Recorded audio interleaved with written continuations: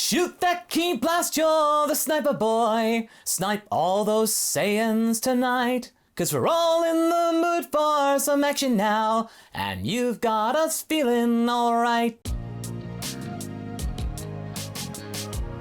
Hey folks, MasakoX here. For a long time, we've been battling something that which Dragon Ball Super has been struggling to handle these past few years, and that is the notion of low stakes.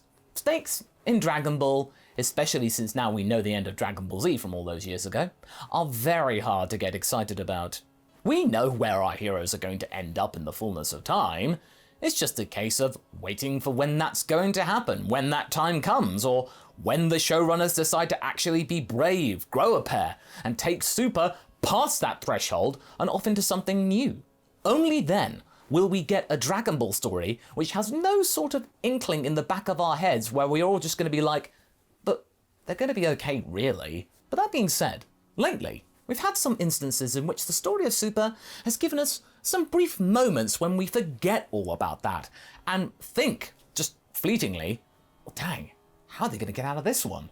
I mean, the obvious choices and outcomes out of a predicament don't all seem that obvious anymore, just for a second. And it could delude us into not recalling the end of Z, but just that blissful stint. Hey, I think we'll take that for the moment. The Moro saga had this from time to time, but this new saga is something which is upping the ante and giving us all the chance to experience what Super had been lacking from the beginning from someone. A proper challenge. One that which we cannot fully comprehend. At least not yet. Granola, the new resident snipey boy of Dragon Ball Super, is a pretty divisive character, to say the least. To some, he's a pretty good addition to the mix, a character model which has rarely been seen in Dragon Ball. I mean, the closest you can think of in terms of tragic survivor with some really good gnarly skills is that of Tapion, only he's less likable and gracious.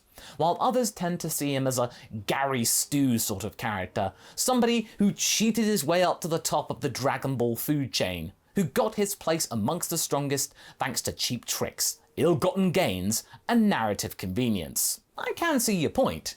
Even with the likes of Chapter 72 under our belts, we are very much thinking that this is a little odd that he's not only just gotten this power, but he's also got techniques without trying. But we shall reserve full judgment about that for now. There's plenty of other things to unpack in the meantime. While both of these perspectives can be seen as valid, there is definitely kernels of truth nestled within the cornfields of this latest arc. Today, we're not going to be focusing on them that much specifically. We cannot fully assess Granola's character arc yet since, well, I mean, we're still in it. We've only seen just one chapter so far of him going against Goku and Vegeta, but mostly Goku, which finally has given us some action. We are at least seeing what the fruits of his wish on Torombo has borne. Turns out, it's something pretty potent. But again, that's for later. For today specifically, we will look at what challenge this new antagonist really poses towards our Saiyans, and why it seems to rhyme with the topics of the chapter itself. So in a manner very unusual to Dragon Ball tropes, Granola sniped his way into the fight from the sidelines, not giving our heroes a chance to do any sort of grandstanding or epic camera pans like we're so often used to and see all the time in Super Dragon Ball heroes. This isn't the first time we've seen an entrance like this though, but it's certainly the most striking. This is something that we've previously seen from the likes of Emila in the Tournament of Power. You know, that Blanca Bird man from Universe 2 who worked with Prom, doing that sniping in the shadows, the blob disco ball thing. Yeah, that one. And then there was also, albeit a rather fleeting appearance, from those Saiyans that tried to attempt to assassinate Frieza in King Cold in the Broly movie. You know, the ones who Frieza demonstrated the scouters on when he delivered them to the King Vegeta. Now, you may think this tactic to be cowardly, avoiding close-quarter combat, but by having the benefit of range on his side, thanks to his cerulean quirk, Granola was using what he had. He was able to get an upper hand against Goku and Vegeta, at least initially, using the talents that are unique to his people. It makes sense. Instead of doing the same thing that everybody does, just arriving, monologuing, punching, and kicking. That's good. That's definitely going to give the monkeys a little bit of a surprise. Bit refreshing. Now you see, the main reason that these two are not used to this commencement is mostly because, well, think Dragon Ball. They are fighters, not snipers.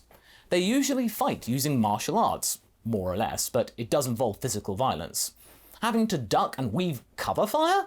Well, that's not something that was part of the form book. Already, that's the first challenge. And yes, I know. Surely this shouldn't be a hard challenge this early on into the manga arc. Come on. They just defeated an evil goat warlock, probably one of the most terrifying and formidable mages this side of Barbary. How could Granola of all people be more of a handful than that? But wait, you may have a point there, but Moro did revert to rule, despite his promising beginnings. He fell into some pretty classical fighting tropes, unfortunately. He may have started out as a full-blown mage, but time got the better of him, and as he transformed and evolved, so did his techniques, to the point where he was a brawler with some magical flair. That is, of course, before he literally fused with the planet. I mean, that was a trip. Much like Moro, when we first saw him, Granola is not starting out as a martial artist, despite kinda knowing some things about fighting, being a combination of the strengths and weaknesses of both Saiyans. He can fight, but he isn't versed in martial arts history, technique, honor, and the like. He can punch things and hold his own when having to couple up and fisticuff people most likely overwork, or if he gets into a scrape with some nasty, surly ne'er-do-wells. But now, that seems to be changing, also from powers he has acquired from indirect sources. One of the big things in the latest chapter alongside Granola's showcasing of his newfound powers, 147 years of potential in a second, seems to be a confirmation that Goku and Vegeta are truly starting to differentiate from one another even further, by choosing different types of divine training. Thank you. It all confirms our old color theory from the past. In the color theory video, I talked about, based on what they were learning, Ultra Instinct and Super Saiyan Blue Evolution, that Goku and Vegeta would become the Animus and Anima, but you need to check out that video for further elaboration, but it's a good read. So instead of them just aping each other, pun definitely intended, they are choosing avenues which are playing to their strengths, or at least methods which sound appealing to them. Now the thing with Granola is that, while he isn't a martial artist like Goku, he was gifted with some fighting techniques, somehow, thanks to the wish. He has this sort of entropy thing, as well as something that seems similar to instant transmission, only faster. But then again, we're not going to confirm this, because we don't know whether that's really the case, or whether it was a mistranslation, but I'm sure future chapters will clarify this. Additionally, we've mentioned that there are some parallels between himself and Vegeta in some of our previous discussions, and it still holds up now. Though if you think about it, there are also some elements connecting him to Goku now, as he wasn't growing up amongst his own people, like Goku. Thusly, it is involving both of our main Saiyan characters now in some way, meaning that Goku isn't just sticking around here to make up the numbers, or simply because, oh, he's got to be there because he's the main character. There's something keeping him around that is relevant. But there are some differences in which to take into account. The main difference being that, unlike Goku, Granola was still growing up on his own world after it had been totaled, but amongst alien beings who had been given the keys to it, while Goku was an alien on an alien planet, but he did adapt quickly. For Granola, his lot must have been worse. He was home, but it wasn't home anymore. How jarring must that be? Unlike Goku, who managed to thrive in his new environs, Granola deliberately refused to adapt, barely playing ball the Shigarian residents who took up his home. It's got nothing to do with them, they were just given the keys, they paid for it fairly. And, like Vegeta, Granola had a strong thirst for revenge. Basically, it was the only thing that kept him going. Now, if you look at these three in further detail, you can quickly begin to realize that they represent three ways of dealing with past traumas and tragedies. If you want a Dragon Ball crash course when it comes to handling bereavement, here you go. But in all seriousness, no, you should not look to these characters solely for bereavement advice. First off, we have Goku. For him, he never gives such instances a lot of thought. He recovers pretty quickly, he's very flexible from anything that would bring him down, despite having been through a lot, but choosing the path of optimism for his future. Then we have Vegeta, who is somewhere in the middle. He was able to get through some of his earlier traumas and start to form new attachments and relationships, yet, despite that, he still clings on to some of his past obsessions. There are some things that he couldn't quite let go yet, but he is now starting to find out that they weren't what they seem. there is room for development. Frieza, not the guy who actioned Vegeta's fall, and that's the driving force of Vegeta's character. We're going to see him change a lot now, I tell you. And of course, finally, there is Granola, the one who refused to let any of it go. The way he felt back then when the Saiyans were trouncing over planet Cereal, he feels the same way now. It's basically not changed. He can't move on. He will not allow himself to do so.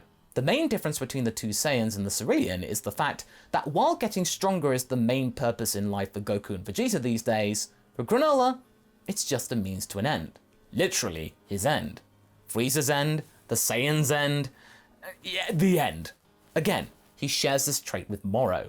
Both he and the Ram Man did not take pride in the thrill of battle. They just fight to get what they want.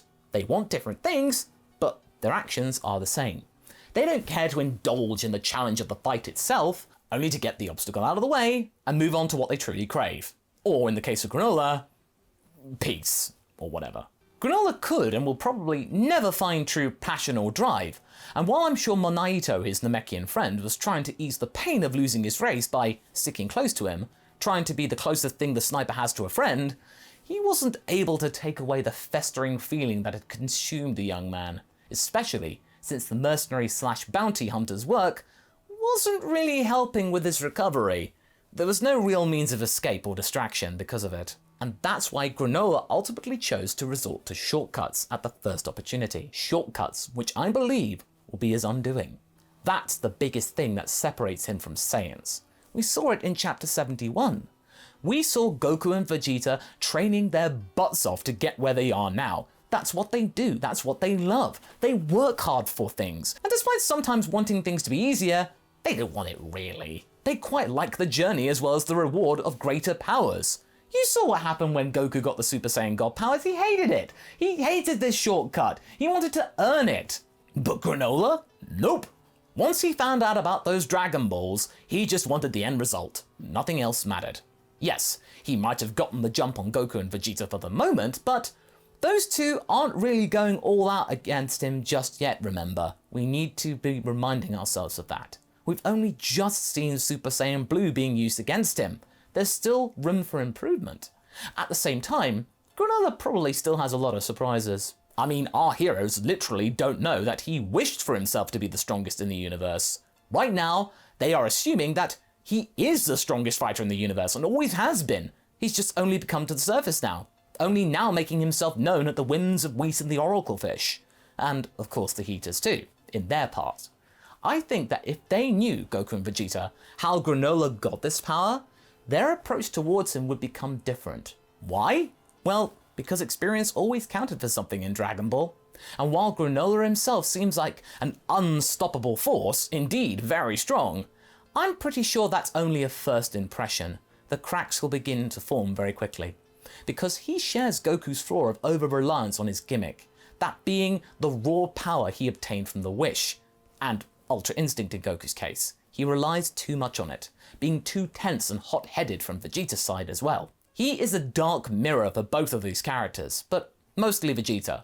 Though we are starting to see certain Goku-like elements as well coming into play. Granola is very much a victim of circumstance, something that only the likes of Broly and Piccolo Jr. share with him. His upbringing is what made him the way he is, and it isn't hard to see that if the roles were to be reversed, Goku or Vegeta could very much have become him.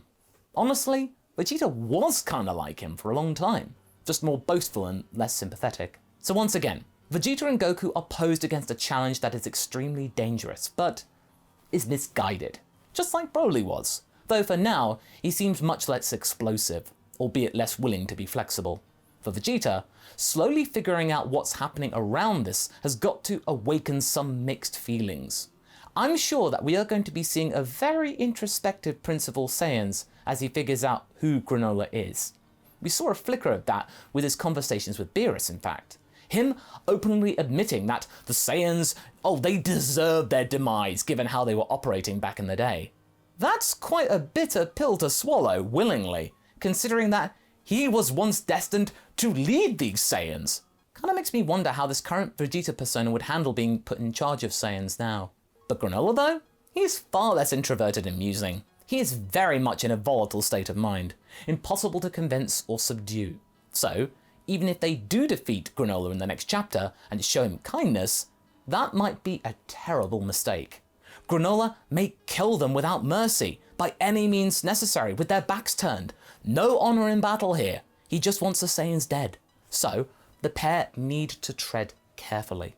Defeating him and sparing him may also be taken as an insult, and Granola might snap even more, looking for ways to become stronger which are more desperate, either by using the Dragon Balls again, or something else. For Goku and Vegeta, this might be an interesting conundrum, as they are not only fighting a character that wants to enact revenge upon them, something that's been done before, but they are also fighting the legacy of their own people, by having to figure out what to do with the person that suffered from their ancestors so much and so badly. They are seeing this in the flesh.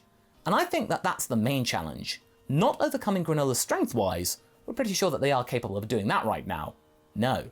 The true challenge for Goku and Vegeta will be in persuading him that they are not his enemies. And at the end of the day, this might be their greatest challenge yet. But what do you folks think? Do you feel that they will win out against Granola using words as well as muscles? Is there more to Granola's power than we've seen thus far? Leave a comment below and let's get this discussion going. And I shall see you in the next video. Catch you later!